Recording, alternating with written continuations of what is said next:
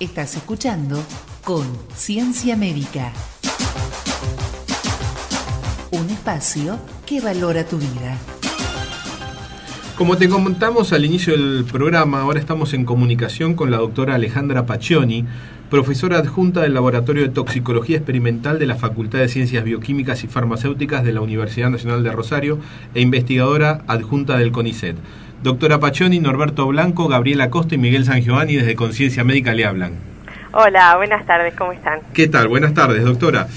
Bueno, acá con Gabriela y con Miguel hablábamos un poco de la adolescencia y qué etapa que es esta en la gente, en el ser humano fundamentalmente, y que cuando está expuesto a estrés favorece las adicciones a las drogas. ¿Esto es así? Sí, digamos que es una cuestión que se sospechaba, que por otros estudios se había visto que el adolescente, el cerebro del adolescente es completamente diferente al cerebro humano, a diferencia de cómo se creía en algún momento que los cerebros eran simplemente más chiquititos. Sí. Estos cerebros son cerebros en desarrollo, en donde se están terminando de establecer las conexiones en las distintas áreas cerebrales, y eso ocurre especialmente en áreas que están muy relacionadas tanto con la respuesta al estrés como con la adicción a drogas. Y bueno, había estudios previos que mostraban que esta etapa del desarrollo era una etapa de alta vulnerabilidad. Nosotros lo que hicimos fue evaluar eso en animales y evaluarlo con una situación de estrés en donde se los aísla a los animales, que es justamente un estrés de tipo social. Sí. ¿Sí? Porque la rata es un animal que vive en comunidad. Entonces el aislamiento es un estrés de tipo social y eso tiene un alto impacto a largo plazo, que era lo que justamente a mí me interesaba, porque no es en la adolescencia solamente que tiene el impacto, sino que lo tiene en la juventud y en la adultez, que es donde nosotros evaluamos el impacto de las drogas. Bien, pero comenzaría en las etapas más tempranas, o sea, en la adolescencia. Claro, sí, el estudio, el aislamiento, la situación de estrés es durante la adolescencia de la rata. Bien. Y el impacto de ese estrés durante la adolescencia se puede observar en la juventud y en la adultez. Bien. Hola Alejandra, ¿cómo te va? Gabriela Costa. Hola, ¿qué tal Gabriela? ¿Cómo estás? Muy bien. Entonces, ¿el estrés sería un factor asociado a la conducta adictiva, en este caso la cocaína, que es lo que ustedes estudian? Sí. O sea, que sería... ¿Y por qué se dedicaron a estudiar la dopamina? ¿Nos podés contar un poquito eso? A ver, bueno, en las bases biológicas de la adicción a drogas, en general la dopamina juega un rol muy importante. Sí. Es uno de los neurotransmisores que se modifican en la mayoría, la liberación de este neurotransmisor se modifica en respuesta a la mayoría de las drogas de abuso y se la asocia con el inicio de la adicción a drogas. También es un neurotransmisor que se modifica ante las situaciones de estrés. Entonces, y es el neurotransmisor que estaría presente en estas áreas que están en pleno desarrollo durante la adolescencia. Es por eso que pensábamos que iba a existir una relación. Había ya estudios inclusive realizados en adultos, en donde hay una influencia del estrés sobre los efectos de las drogas, una influencia proactiva, positiva de los efectos del estrés sobre los efectos de las drogas, y en donde la dopamina está altamente relacionada, los cambios en la dopamina. Y nosotros intentamos verlo en el adolescente, qué pasaba con esos cambios durante la adolescencia, principalmente por el hecho de que veíamos que, la fuerte interacción que existe entre los adolescentes, la presión de los pares, el hecho de que muchas veces necesitan la aceptación o el efecto que inclusive tiene el ambiente sobre estos adolescentes, lo consideramos como un estrés muy importante y me interesó mucho saber cuál era el impacto de eso en la vida futura del individuo. ¿Y qué encontraron?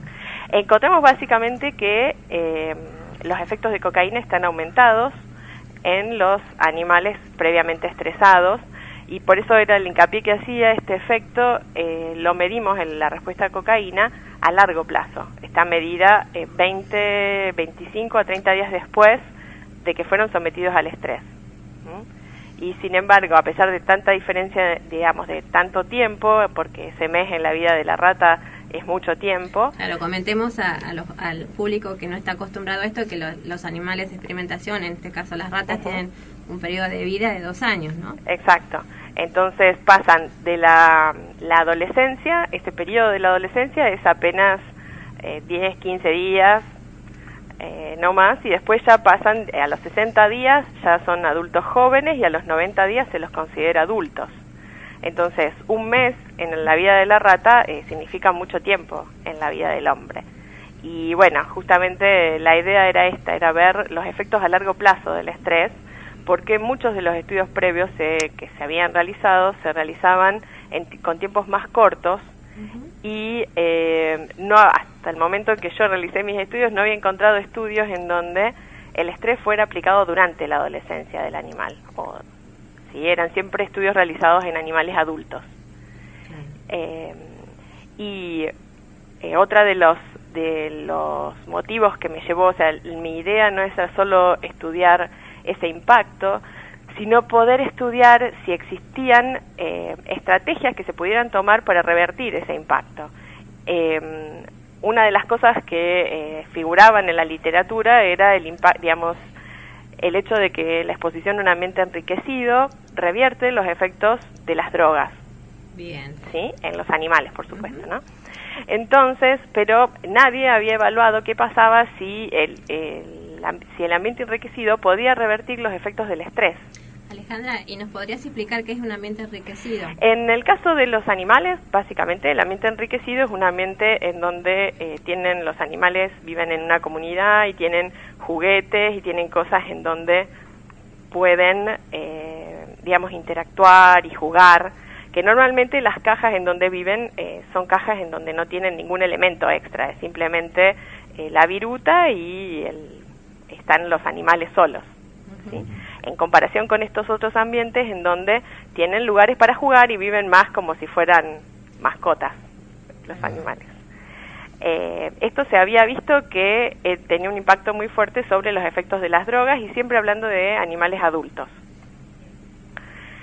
Lo que hace es disminuir el efecto de la droga. Entonces, nosotros lo que evaluamos acá en Rosario fue qué pasaba si a estos animales estresados los hacíamos vivir en un ambiente enriquecido y después le probábamos la respuesta a las drogas. Y lo que observamos fue que este ambiente enriquecido revierte los efectos del estrés. Es decir, los animales vuelven a comportarse frente a la droga como si fueran animales controles. Lo cual también es un resultado muy interesante, porque nos estaría indicando que si bien el efecto, es un impacto fuerte el del estrés, es posible, tomando las estrategias necesarias, revertirlo. ¿Y vos lo podrías extrapolar al humano todo esto, estos resultados, o un poco más complicado? Es bastante más complicado, pero se sabe de estudios epidemiológicos que hay factores biológicos que protegen, hay factores que protegen al individuo de comenzar en el uso de las drogas. Entre esos factores está el ambiente, el tipo de ambiente en el cual las personas viven.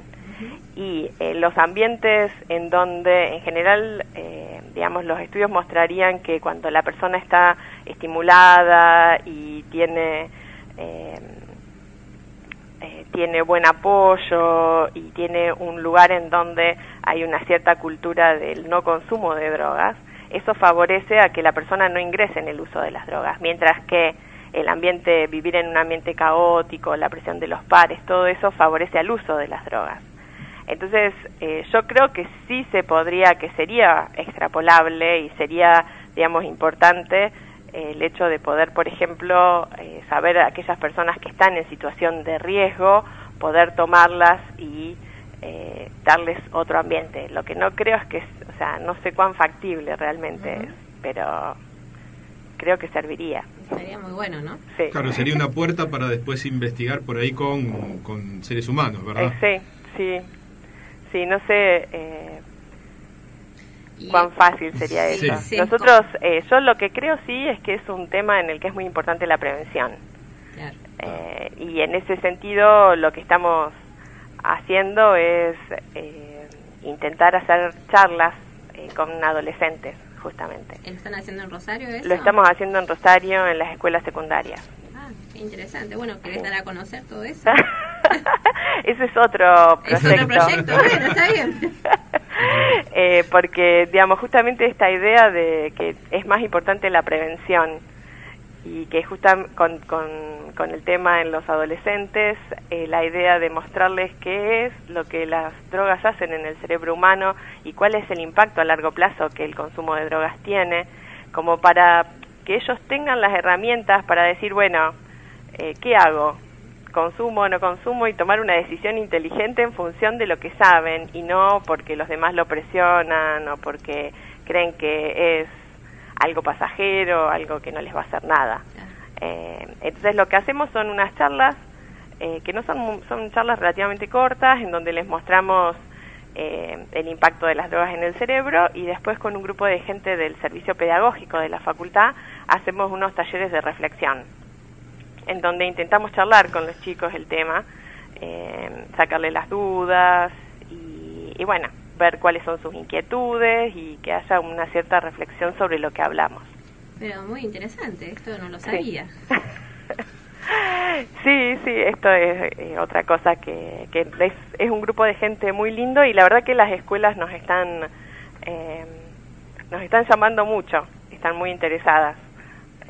No lo hacemos en todos lados, los hacemos con grupos relativamente chicos, nos gustaría que fueran más grandes, pero los talleres nos llevan a que sean grupos chicos para que sean realmente productivos el taller, la metodología de taller. Claro. Doctora Paccioni, Miguel Giovanni, ¿qué tal? ¿Qué tal? ¿Cómo estás? A ver, cuando hablamos de consumo de cierta sustancia, para quien consume básicamente tiene que tener un componente psicológico adictivo, es decir, no cualquiera, por más que esté puesto algo, no significa eso que lo va a consumir. Y cuando hablamos de conductas adictivas son terriblemente amplias, más allá de una sustancia, puede ser adicto a comer, adicto al juego, adicto a una sustancia, adicto al cigarrillo, adicto al alcohol, hay miles de adicciones. Exacto. Estos mecanismos que ustedes estudian en relación a una sustancia, ¿podría llegar a ser extrapolable para poder detectar qué hace que una persona sea más proclive a cualquier adicción o no? No sé si te entiende lo que pregunte. Sí. Bueno, digamos, en general se sabe que hay un mecanismo común que involucra justamente al sistema dopaminérgico y al impacto que todas esas sustancias tienen sobre estos circuitos que regulan las situaciones de placer y en donde está involucrada la dopamina. Y la idea es que inclusive estas adicciones, como vos nombraste, de la adicción a la comida o la adicción al juego inclusive, están relacionadas con alteraciones en estos circuitos de neurotransmisión. En general, la mayoría de los cambios que se evalúan con una droga pueden aplicarse a otras, pero digamos, no es 100% así. Hay cosas que uno puede testear con una droga y después evaluar si se puede realmente generalizar o no. La idea es que estaría bueno que los cambios que nosotros observamos con la cocaína se observen con todas y uno entonces poder encontrar un mecanismo común, pero no siempre pasa. Doctora, dijo que estaba en estrecha relación con la dopamina, todos estos circuitos que hacían de la adicción. ¿Y no hay ninguna investigación que investigue alguna droga símil dopamina que pueda estar en eso para inhibir la adicción? En realidad, digamos, hay muchas y hay mucha gente tratando de encontrar esas drogas. Con la dopamina en sí se ha intentado mucho, lo que pasa es que son sustancias que en general, al afectar justamente estos circuitos de placer y estar relacionadas con inclusive las conductas motoras, y la deficiencia de dopamina también está relacionada con el Parkinson, es un neurotransmisor que no es muy fácil de controlar. Digamos, si uno bloquea, puede que no sienta placer, pero puede que le esté arruinando que no siente el efecto de la droga, pero tampoco le está dejando vivir a esa persona como debería, con una buena calidad de vida. Se están estudiando otros neurotransmisores porque no es el único. La dopamina está más que nada relacionada con este inicio y con la vulnerabilidad y con el inicio en el consumo de la droga, y los cambios en la dopamina producen cambios en otros neurotransmisores. Hay muchas sustancias que están siendo investigadas para el tratamiento, y ahí se hacen diferencias de acuerdo al tipo de droga hay sustancias que funcionan mejor que otras y hay algunas que funcionan en diferentes drogas.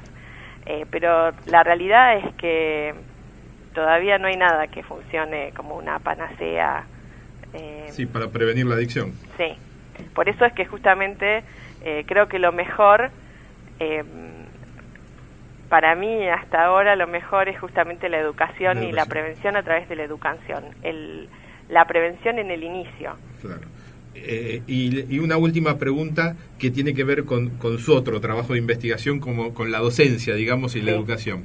Sabemos que Rosario, por ahí, o la información que nos llega, que es una zona bastante caliente en estos momentos con todo lo que tiene que ver con consumo de droga y con tráfico de drogas. Sí, es cierto. ¿Es así verdaderamente?